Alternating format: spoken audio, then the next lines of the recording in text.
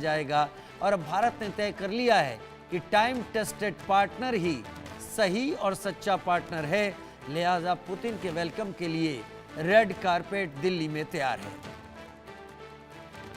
Arvind Singh Tejawat sir मेरे साथ इस वक्त लगातार जुड़े हुए हैं। अरविंद सर, यही सवाल जो मैं अभी बता रहा था, रूस में ज्यादा बात हो रही होगी, भारत में ज्यादा बात हो रही होगी, या फिर व्लादिमीर पुतिन की इस यात्रा को लेकर यूक्रेन ज्यादा बात कर रहा होगा, अमेरिका, यूके या यूरोपियन यूनियन? राजीव साहब, हम लोग अक्सर बात करते रहे हैं अलग अलग मीडिया मंचों पे, और ये स्पष्ट है कि मैं यूक्रेन के पक्ष में बोलता रहा हूं। पर यहाँ यह सबसे मजेदार बात यह है कि पुतिन साहब के दौरे से या भारत और रूस की मैत्री से यूक्रेन को कोई समस्या नहीं है।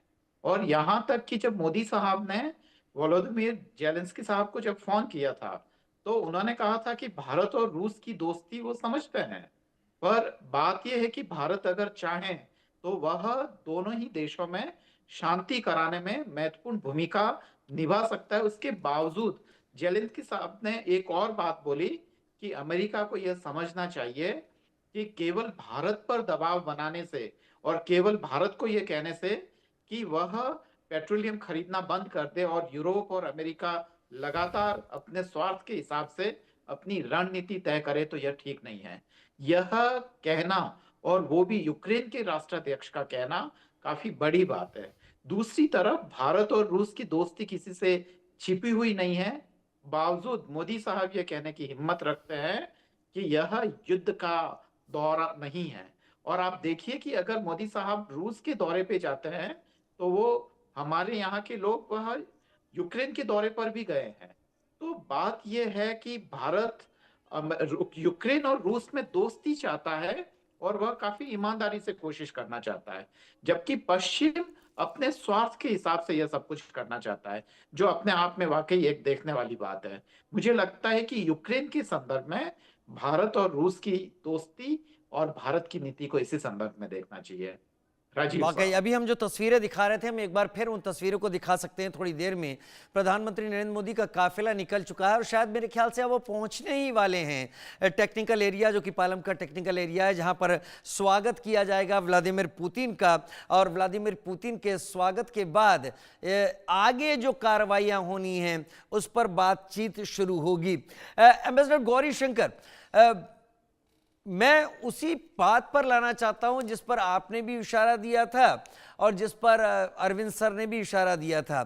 फ्रांस, जर्मनी और यूके के डिप्लोमेट्स ने जो एक आर्टिकल लिखा, जॉइंट आर्टिकल लिखा, क्या दोस्ताना रिलेशंस के बीच में डिप्लोमेसी यूं ही आड़े आ सकती है किसी दूसरे देश की?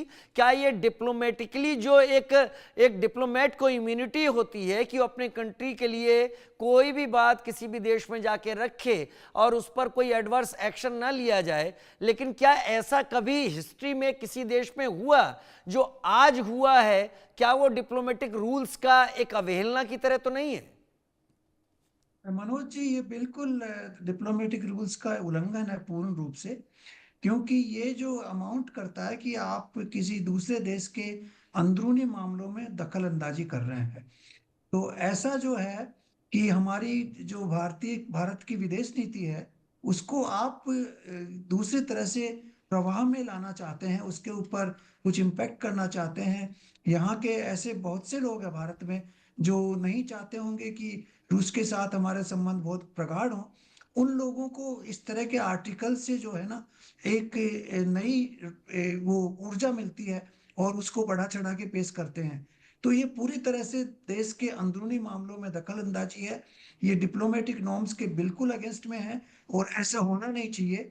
मेरी लंबी यात्रा रही डिप्लोमेट के रूप में, मैंने कभी इस तरह का आर्टिकल देखा नहीं किसी भी देश में जो इस तरह से किया गया हो।